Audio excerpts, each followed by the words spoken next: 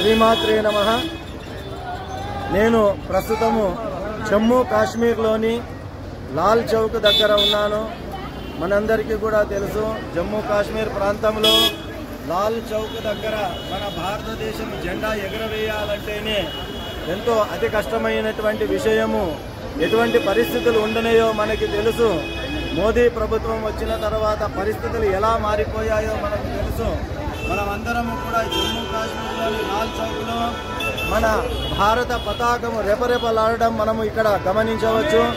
ఈ జమ్మూ కాశ్మీర్ లాల్ చౌక్లో భారత పతాకం రెపరెపలాడుతూ ఉండడం చూసి నిజంగా ఒక భారతీయునిగా, హిందువుగా చాలా గర్వపడుతున్నాను. శ్రీమాత్రే నమః. జై శ్రీరామ్. భారత్ మాతా కీ జై. Once more,